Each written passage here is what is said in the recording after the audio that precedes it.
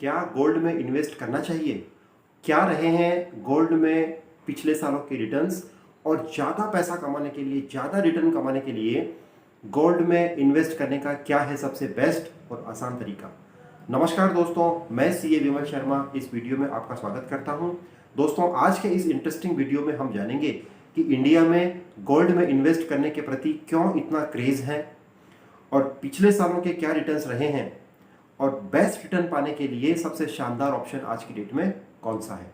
दोस्तों, आप सभी को पता है कि हिंदुस्तानी हर आदमी गोल्ड में इन्वेस्ट करना चाहता है, चाहे कम अमाउंट हो चाहे ज़्यादा अमाउंट हो, कुछ न कुछ पैसा वो गोल्ड में ज़रूर लगाता है। उसके पीछे रीजंस भी हैं। पहला रीज़न उसका ये है कि गोल्ड एक सेफ इन्वेस्टमेंट माना जाता है। जिस तरीके से आप इक्विटी मार्केट में पैसा लगाते हैं उसमें आपको ये देखना पड़ता है कि कंपनी के फंडामेंटल्स क्या है, कंपनी के ग्रोथ आगे किस तरीके से प्लान करेगी, किस सेक्टर की कंपनी है। जबकि गोल्ड में हमें ये सब नहीं देखना पड़ता। गोल्ड हमेशा गोल्ड होता है, जिसके ऊपर कोई डाउट नहीं होता है, और इसी तरीके से इसे एक सेफ इन्वेस्टमेंट माना जाता है। दूसरा, हम बात करें इसके रिटर्न्स की, तो इसके जो रिटर्न्स हैं वो काफ़ी अट्रैक्टिव रहे हैं। अगर हम एफडीज में पैसा लगाएं उससे ज़्यादा बेटर है कि हम गोल्ड में इन्वेस्ट करें, क्योंकि एफडी से ज़्यादा रिटर्न गोल्ड ने हमें दिए हैं। अगर पिछले 30 सालों का CAGR हम देखें तो गोल्ड ने करीब एनुअल CAGR 8.5% का रहा है। और आपको हम बताएं, सन 2000 में गोल्ड का एवरेज जो एनुअल प्राइस था वो करीब 4,400 रुपये था, जो कि अभी 2021 में करीब 48,000 के पास ट्रेड कर रहा है। और पिछले साल हम सब देख चुके हैं कि 55,000 का हाईएस्ट जो प्राइस था वो भी गोल्ड ने छुआ है। तो कुल मिलाकर के हम ये कहेंगे कि गोल्ड वास्तव में एक इन्वेस्टमेंट का एट्रैक्टिव ऑप्शन है। डाइवर्सिफिकेशन के पॉइंट ऑफ व्यू से हर इन्वेस्टर को कम से कम 10 से 15% का जो अमाउंट होता है वो गोल्ड में जरूर इन्वेस्ट करना चाहिए। और गोल्ड में इन्वेस्ट करने से एक लिक्विडिटी भी हाई बनी रहती है, और ये भी एक रीज़न है कि लोग गोल्ड में पैसा लगाते हैं। जब कभी कोई इमरजेंसी की सिचुएशन होती है तो रियल एस्टेट में इतनी लिक्विडिटी नहीं होती, प्रॉपर्टीज़ में इतनी लिक्विडिटी नहीं होती जितनी गोल्ड में होती है। इमरजेंसी सिचुएशन में आदमी गोल्ड को लेकर के ज्वेलर्स के पास में, डीलर्स के पास में जाता है और वहाँ से पैसा लेकर के अपना काम निकाल सकता है। जबकि रियल एस्टेट और अदर प्रॉपर्टीज़ में इतनी लिक्विडिटी नहीं होती है, और यही कुछ रीजंस हैं जिसकी वजह से इंडिया में गोल्ड के प्रति काफ़ी चार्म है। अब बात करते हैं कि गोल्ड में इन्वेस्टमेंट का सबसे बेस्ट ऑप्शन क्या है। दोस्तों, सबसे बेस्ट ऑप्शन के पहले मैं आपको बता दूं कि ऑप्शंस क्या क्या है। पहला जो बिल्कुल ट्रेडिशनल ऑप्शन है वो है फिजिकल इन्वेस्टमेंट।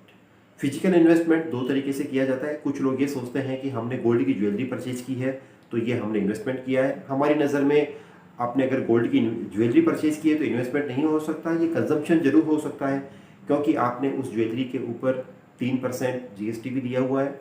उस ज्वेलरी के ऊपर आपने मेकिंग चार्जेस भी दिए हुए हैं जो कि एटलीस्ट 15 से 20% है।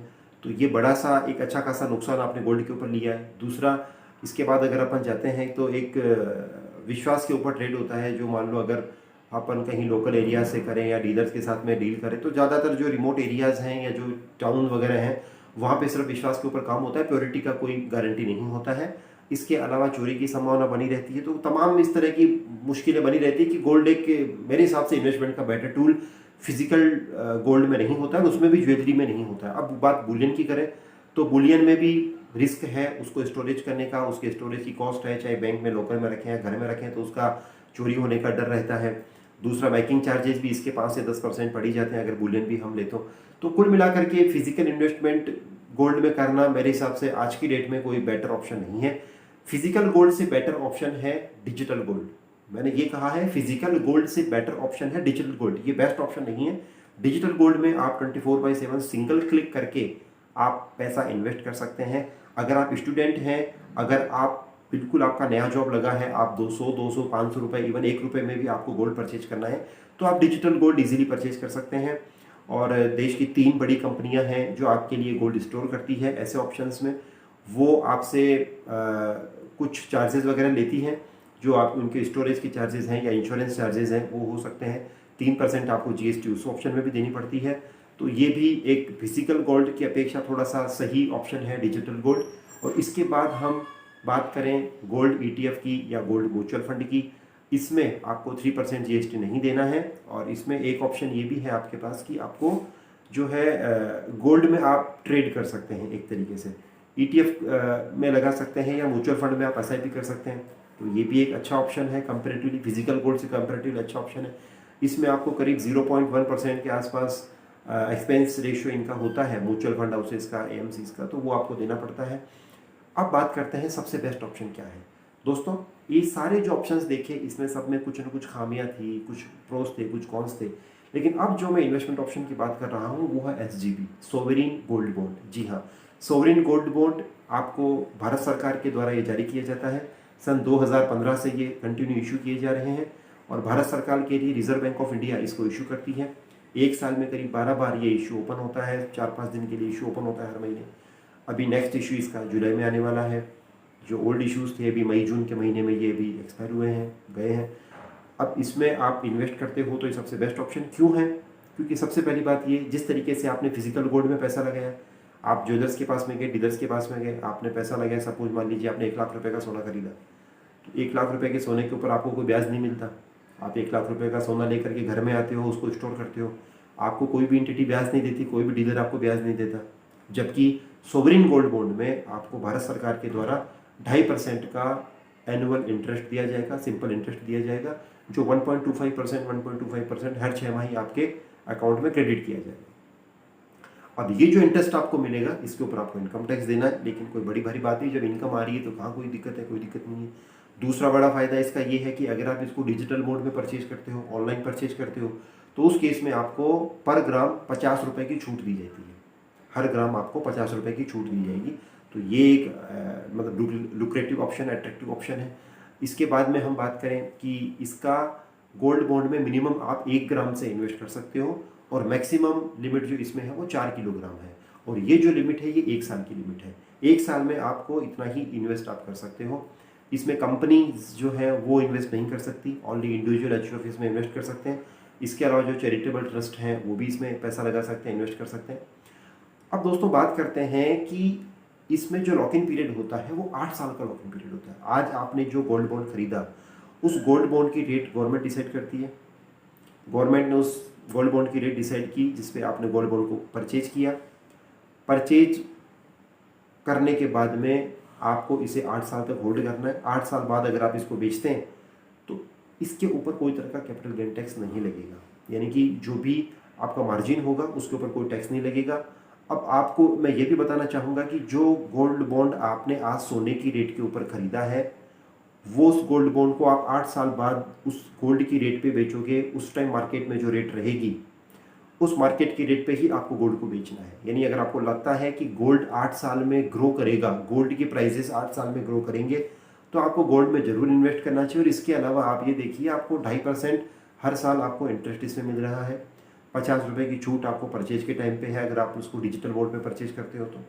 इसके अलावा जो आपका मार्जिन है उसके ऊपर आपको कैपिटल गेन टैक्स नहीं देना है, ये इसमें एग्जेम्प्टेड कैटेगरी में रहेगा, तो कोई टैक्स लायबिलिटी आपकी इसमें नहीं आएगी। इसके अलावा इसमें आपको 999 लेवल की प्योरिटी मिलती है। मोस्टली 995 कैटेगरी का जो गोल्ड होता है वो ट्रेड होता है, जबकि आपको यहाँ जो प्योरिटी की गारंटी होती है वो 999 मतलब 999 की इसमें प्योरिटी की गारंटी मिलती है। गोल्ड में जो लोग SIP करना चाहते हैं उनके लिए सबसे बेस्ट ऑप्शन जो है सोवरिन गोल्ड बॉन्ड है। ट्रेडेबल होता है, NSE BSE में ट्रेडेबल है। हाँ, थोड़ा सा इसका लिक्विडिटी वहाँ कम होता है क्योंकि खरीदार बेचदार थोड़े कम होते हैं, लेकिन फिर भी आप एक्सचेंज में इसको ट्रेड कर सकते हैं। अब सबसे बड़ी बात ये आती है कि कोई ये कहे कि सर 8 साल तो बहुत लंबा टाइम है, इतना तो हम पैसा हमारा ब्लॉक हो जाएगा, हो सकता है कोई इमरजेंसी सिचुएशन हो, उस केस में हम क्या करेंगे। इसमें एक चीज़ और है, अगर कोई आपको इमरजेंसी सिचुएशन आती है तो उस केस में जो भी बैंक है, सारे बैंकों में इस गोल्ड बॉन्ड के अगेंस्ट आपको लोन दिया जाता है। गोल्ड बॉन्ड की जो रेट है उसका करीब 75-80% का जो प्राइस होता है उसके हिसाब से आपको लोन दिया जाता है, तो आप अपनी ज़रूरत को पूरा कर सकते हो, पहली बात। दूसरी बात, आप इसको 8 साल के पहले सेल भी कर सकते हो। आपको लगता है नहीं साहब मैं तो 5 साल के बाद ही सेल करूँगा, तो आप उसको सेल कर सकते हो, कहीं कोई इशू नहीं है। मार्केट में जो रेट होगा उसके ऊपर ये सेल हो जाएगा, तो वो भी आपके लिक्विडिटी कंपेरेटिवली ठीक है।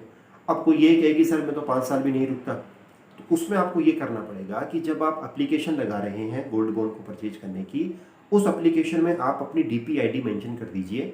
DP ID मेंशन करने से क्या होगा, ये जो सोवरिन गोल्ड बॉन्ड है ये आपके डीमैट अकाउंट में आ जाएगा और डीमैट अकाउंट में आने के बाद आप इसमें जैसे स्टॉक में हम ट्रेड करते हैं वैसे ही आप एसजीपी में भी ट्रेड कर पाएंगे। तो ये भी एक अच्छा ऑप्शन है।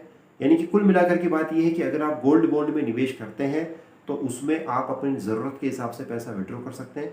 आपको उस टाइम की जो मार्केट रेट होगी उसके हिसाब से जो है पैसा मिलेगा।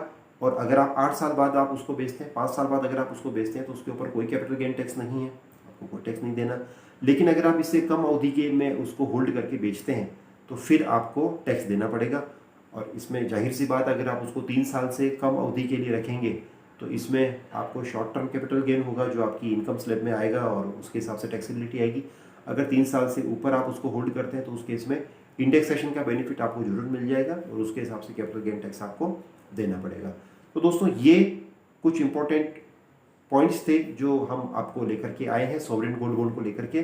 तो देखिए 8 साल आपने इसमें पैसा लगाया तो आपको 2.5% के हिसाब से हम बात करें करीब 20% का रिटर्न आपको इंटरेस्ट का मिल जाता है।